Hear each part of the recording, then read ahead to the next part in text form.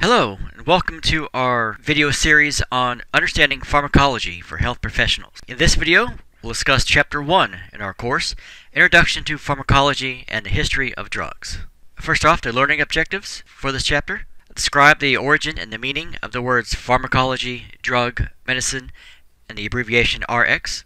Describe the three general medical uses for drugs. Name several drugs derived from plant, animal, or mineral sources that are still in use today.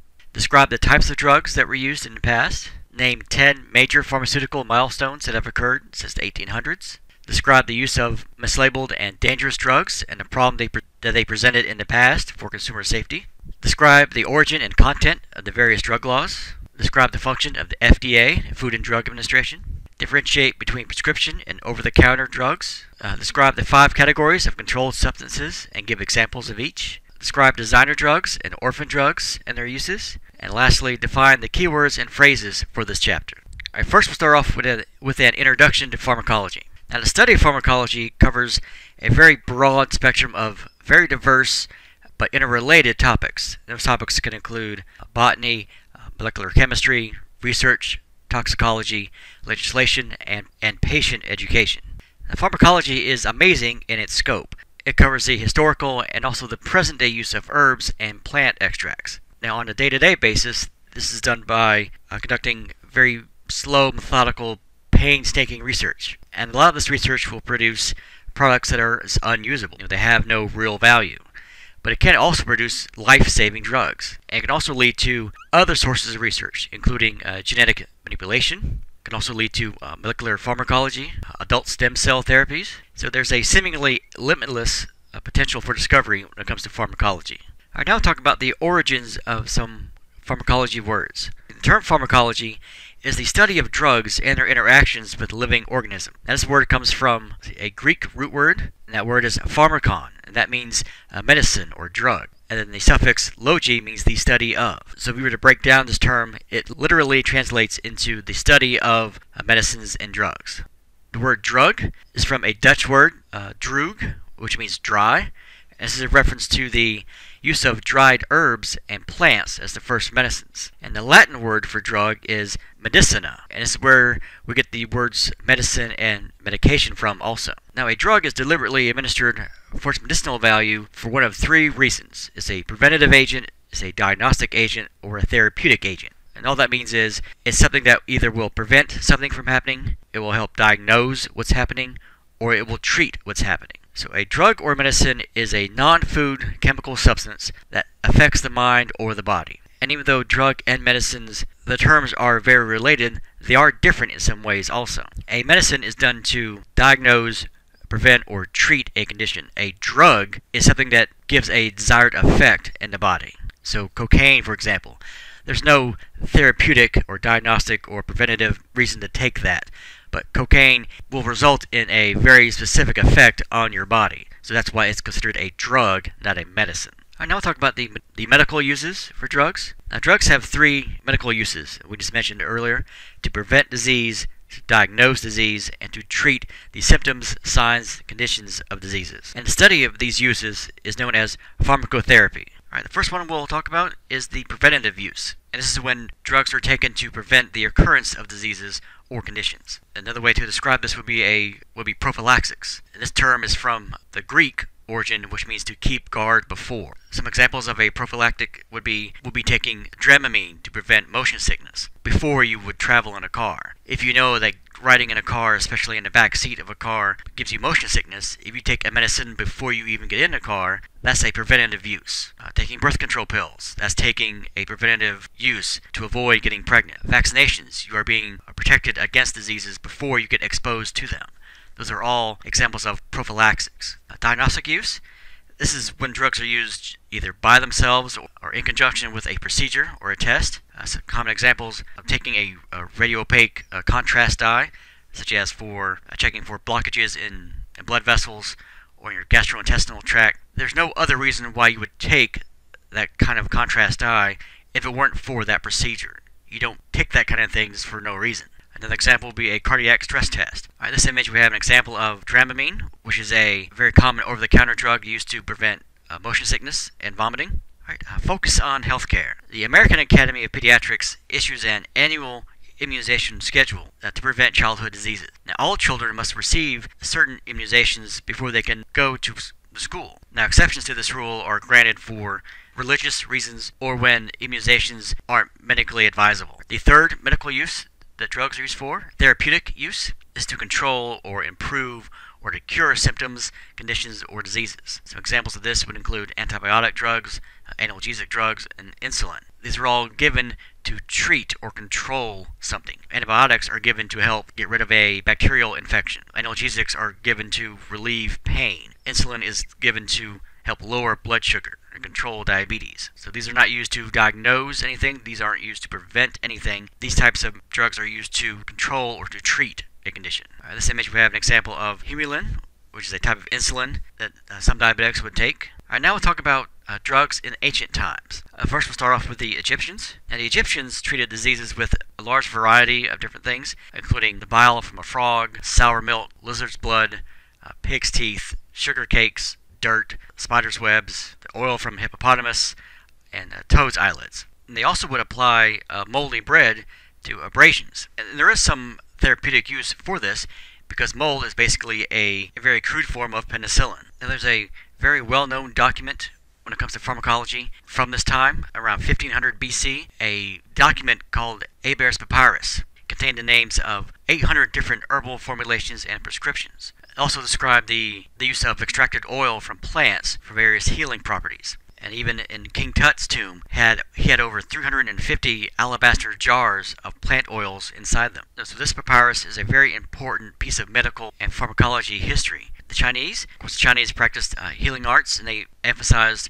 the use of herbs and also some minerals. And these herbal preparations were used in conjunction with massage and exercise and acupuncture. Again, the ancient Chinese used few animal products. They focused more on herbs more than anything else.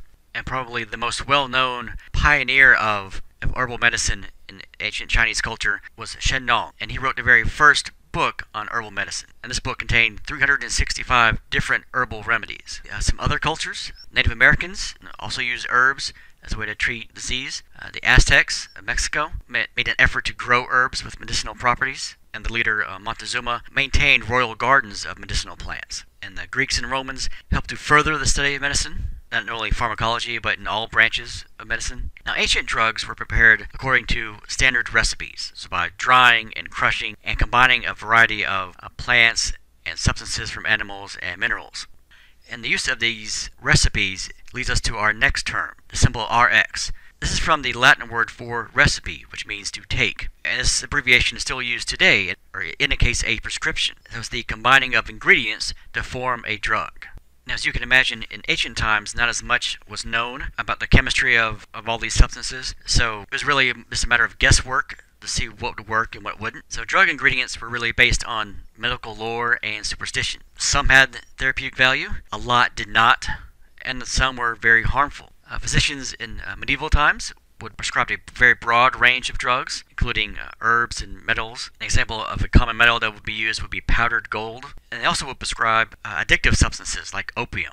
And opium is a very good pain reliever, but it is so good it is very addictive. We'll talk more about that a little bit later in this chapter.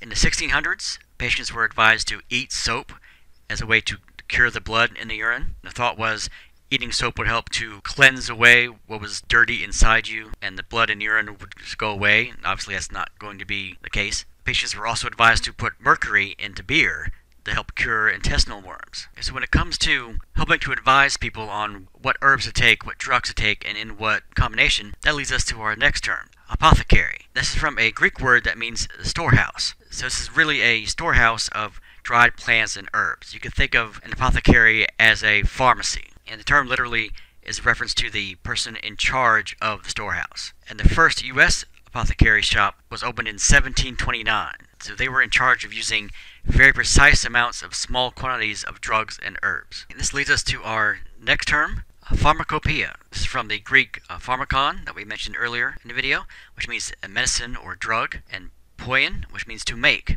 So this is a list of all the drugs that are used in the apothecary, the individual ingredients, the strengths, the purities, and how to prepare them. So this is a book of all drugs that a pharmacy would use and how to make the certain drugs that you need. And the United States Pharmacopoeia was first published in 1820.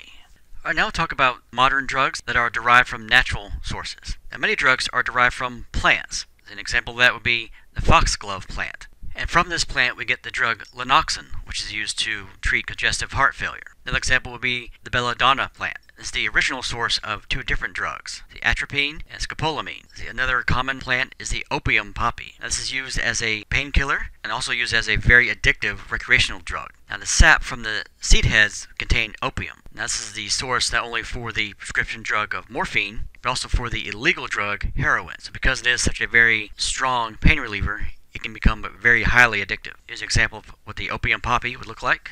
Another example of a drug that's derived from a plant, colchicine, is a drug that's used to treat gout. And this drug is derived from the plant, the autumn crocus. Another example of a drug derived from a plant is the drug ephedrine.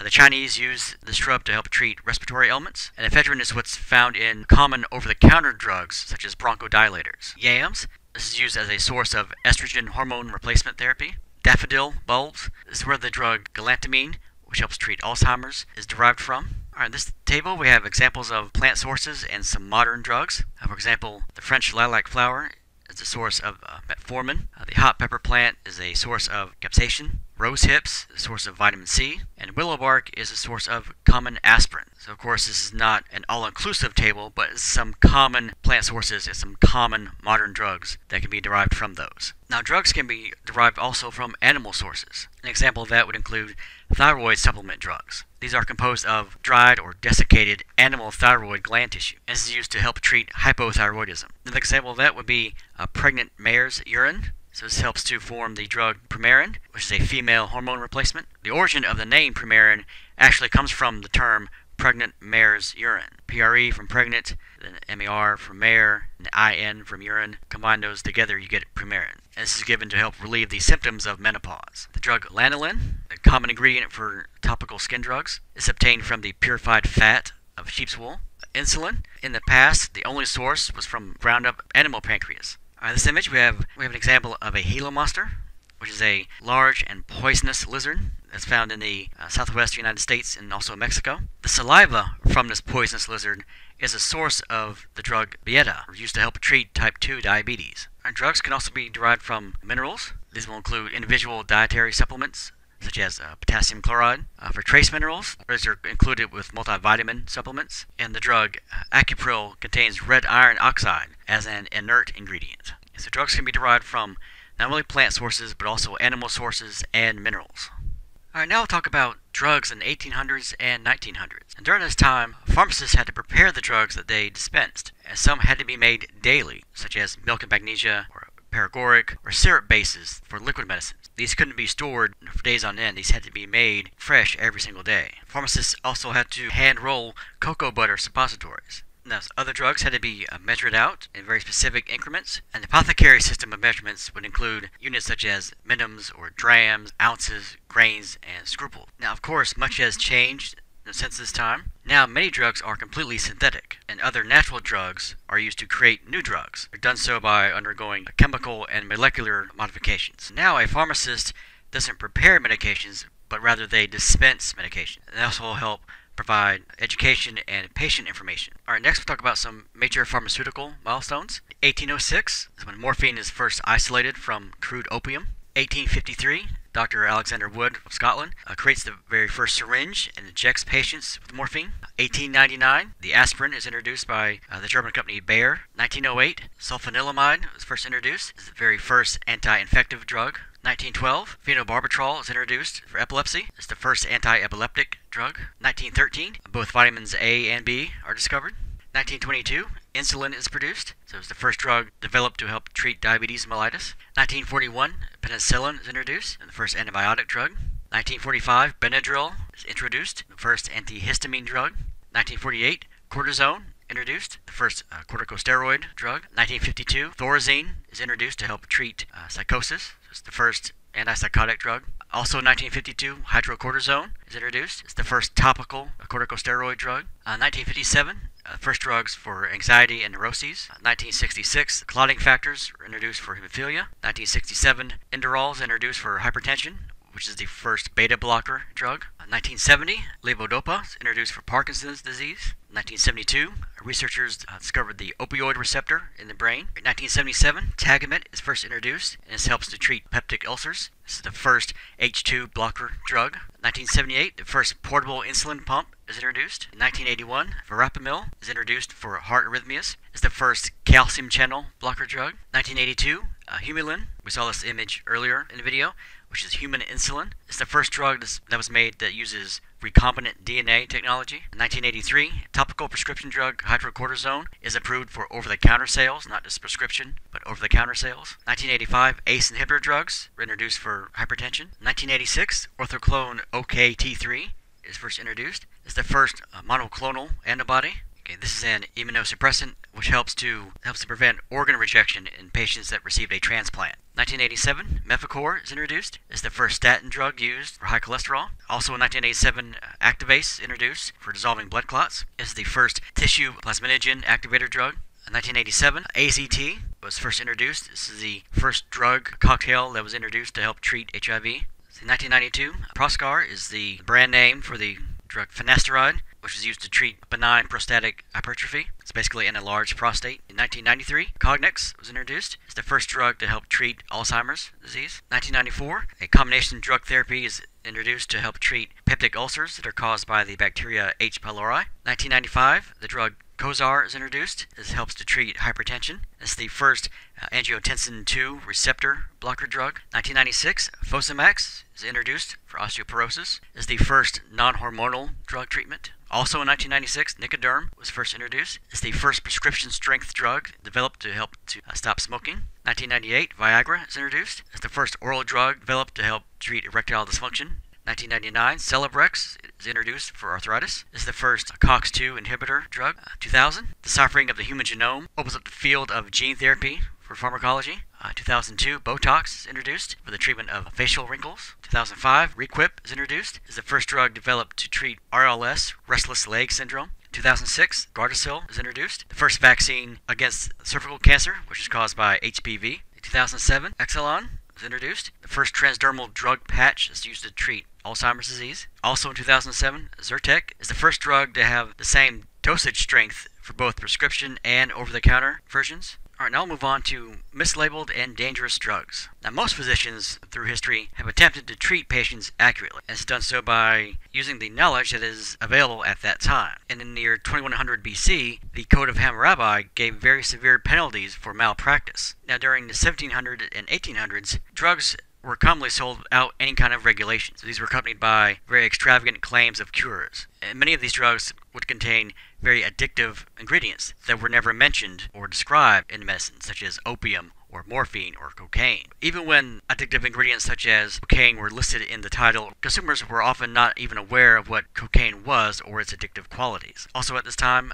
consumer warnings did not exist, which led to the misuse of drugs, the potential for addiction to drugs, dangerous side effects, and a common thought was, let the buyer beware. So in other words, if you are willing to take this medicine, whatever happens to you is your responsibility. Drug legislation and drug agencies. Laws were passed in the 1900s to protect the public from unscrupulous drug sellers and worthless and dangerous and mislabeled medicines. The first federal drug law was passed in 1906, the Food and Drug Acts. This was amended in 1912 that required accurate labeling, and only drugs that were listed in the U.S. Pharmacopoeia or the National Formulary could be prescribed. Now, what led to the updating of the Food and Drug Act of 1906 was the sulfonamide tragedies. Now, this was used as an antibiotic drug, and it was very, very effective, and there were elixirs made from a sweetened alcohol base.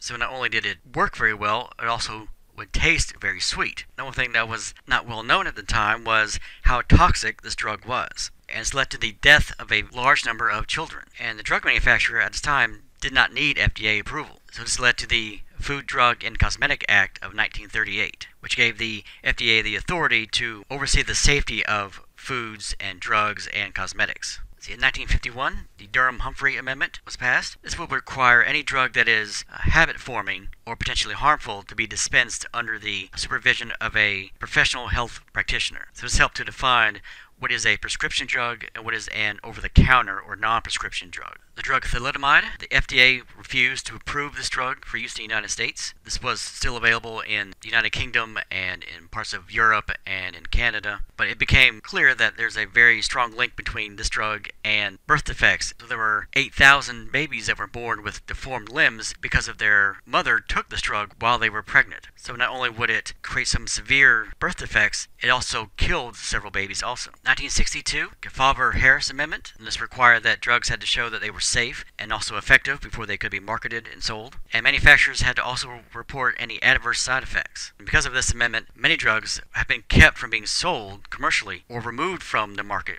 Alright, a quick historical note. Because of the devastating adverse effects in unborn children, thalidomide would have been relegated to a obscure footnote in medical history. But it was discovered in 1997 that it could be used as a useful drug in treating cancers, AIDS, and also leprosy. So something that was incredibly harmful, incredibly dangerous for one condition can have some positive effects on another condition. Now, the potential adverse effects of this drug are so great that it's only considered an option for those life-threatening diseases. And the thinking here is, yes, it may give you some severe side effects, but at least you will be alive to have those side effects. The FDA regulates the use of thalidomide in two separate ways. It limits the number of physicians who can prescribe it, and it requires women who are taking the drug not to have sexual intercourse or to use 2 or more forms of birth control. So there's an even less risk of passing on these side effects onto the developing fetus. And in 2013, the drug Diclogis was approved by the FDA for the treatment of nausea and vomiting in early pregnancy. So basically an anti-morning sickness drug.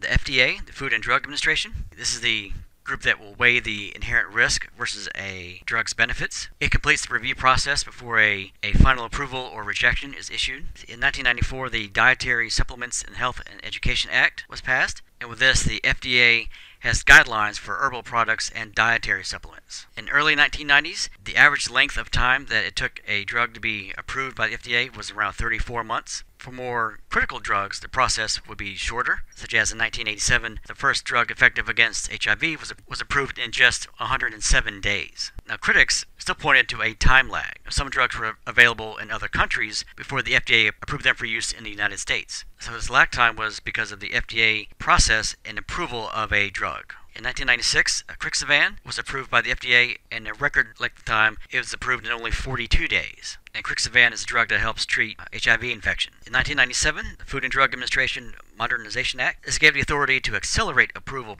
process for certain types of drugs. So in 2000, the average review time was less than 15 months, and then drugs that were in critical need took as little as 6 months. Now, the FDA will allow physicians to prescribe some investigational drugs. These are for life-threatening diseases, and there's no other alternative therapy available. But this process requires an emergency treatment investigational new drug application, or an IND application. In 1996, HIPAA was passed, HIPAA, Health Insurance Portability and Accountability Act. This will verify that health information, including all drug information that a person may take, is kept secure. And this information is only released to people who are authorized to have that information. The Medicare Prescription Drug Improvement and Modernization Act of 2006. This gave rise to Medicare Part D, which was intended to help reduce the cost of prescription drugs to senior citizens. In 2012, the FDA Safety and Administration Act. This is known as a breakthrough therapy because it helps the FDA to assist drug developers to expedite their review process. The Joint Commission. This is a independent, not-for-profit organization that helps to accredit and certify healthcare organizations throughout the United States. And they have developed a do-not-use list for what is acceptable and what is unacceptable medical and drug abbreviations to prevent confusion by patients. And they also help accredit state licensing boards.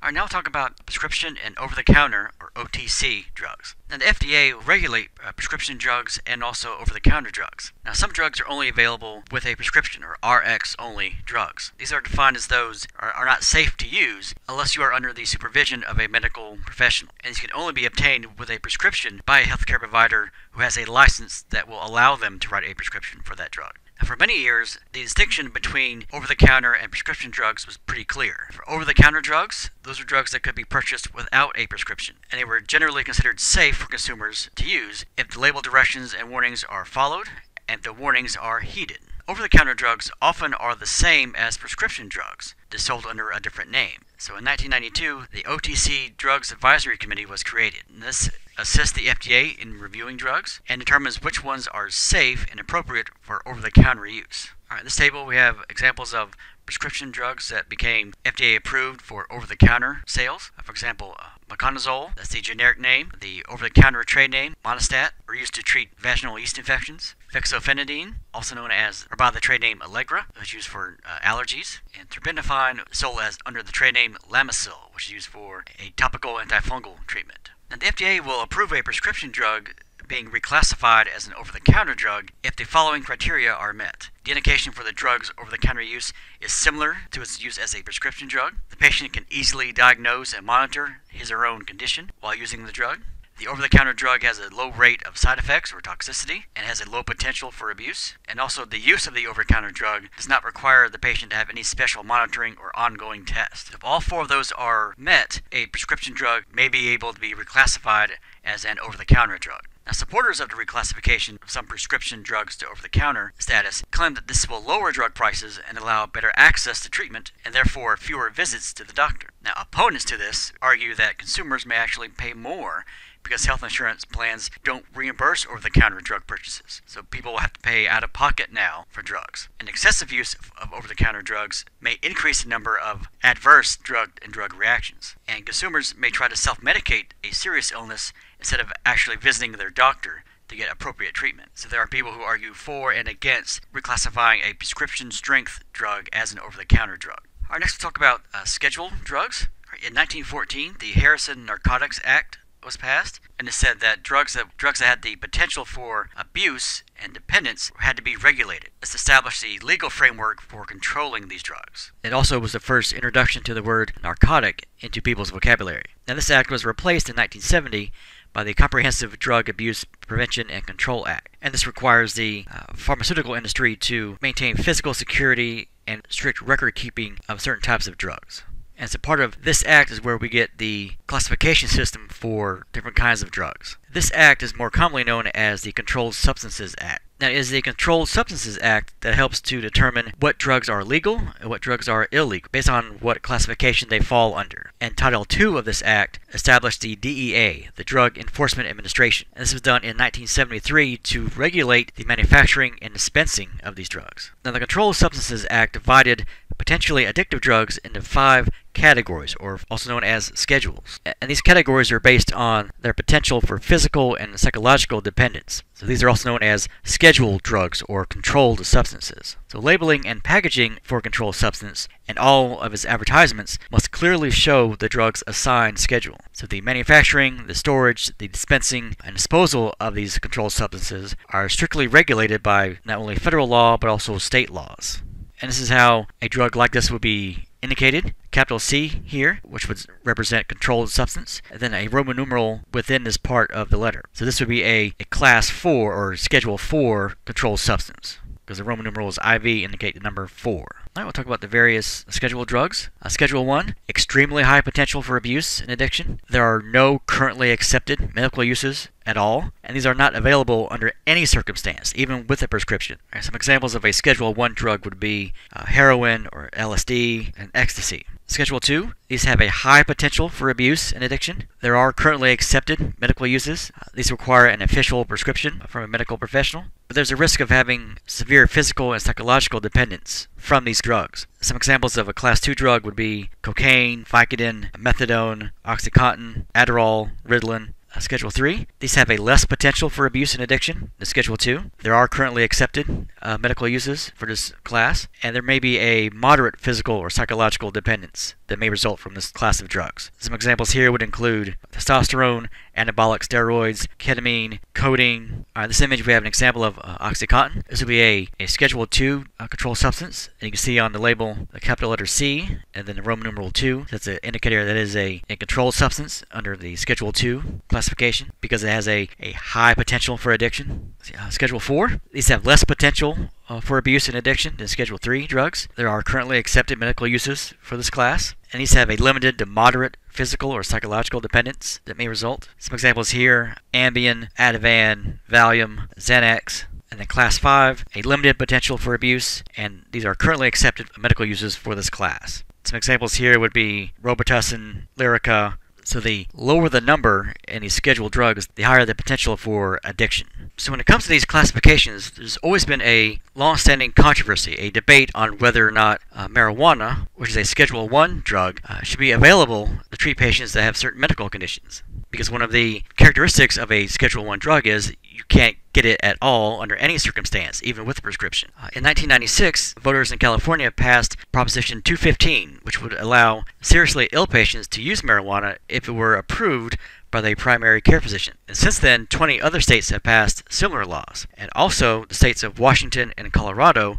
have recently passed laws that would allow the sales of marijuana for recreational use, not just medicinal use, but for recreational use. However, the federal law that prohibits the manufacturing and distribution of marijuana supersedes individual state laws. And in 2001, the U.S. Supreme Court agreed to hear a case that sought exemption from the federal law for the case of a medical necessity. Now, the AMA, the American Medical Association, advised that marijuana did provide medical benefit to patients with certain conditions, and many other groups supported the legalization of marijuana to varying degrees. In May 2001, however, the Supreme Court issued a decision that federal drug laws that ban the manufacture and distribution of marijuana allow for no exceptions, even for a medical necessity. So even despite this ruling, many patients still use marijuana to help treat their conditions themselves. Now, in order to prescribe or dispense a scheduled drug, a healthcare provider must register with the Federal Drug Enforcement Agency, must be issued a DEA certificate and number, and have that DEA number clearly written on any prescription for a scheduled drug.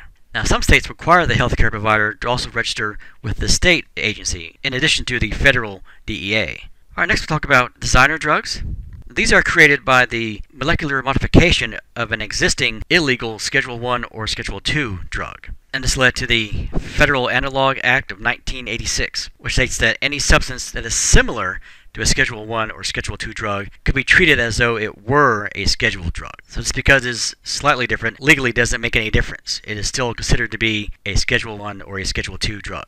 And there are some state-level analog drug laws that are similar to this federal act. Alright, next we'll talk about orphan drugs. In 1983, the Orphan Drug Act was passed, and the purpose of this act was to facilitate the development of new drugs to help treat rare diseases. Now, drug companies are reluctant to spend large amounts of time and money on drugs like this, especially if it only has a very limited market. So because of this, drugs for rare diseases were not being developed. So the Orphan Drug Act will provide special incentives for drug companies, including grants to offset any drug development costs, and also a tax credit that allows up to 75% of a deduction of the cost of the clinical trials. So in order to get a drug company to invest a lot of time and a lot of money into a drug that won't have that many customers, laws were passed to help encourage this type of research. The grants to offset the cost it would take. Tax credits to help to offset the cost of the clinical trials. In addition to those, the Orphan Drug Act also provides special incentives, including a streamlined process for obtaining FDA approval, and also the exclusive marketing rights for 7 years. Okay, so rare diseases like ALS, or Huntington's disease, or muscular dystrophy, there's now more of an incentive for drug companies to research those diseases because they will get some financial benefit. Alright, that brings us to the end of Chapter 1 of our course on pharmacology. We will continue our lecture series with our next video on Chapter number 2, Drug Design, Testing, Manufacturing, and Marketing.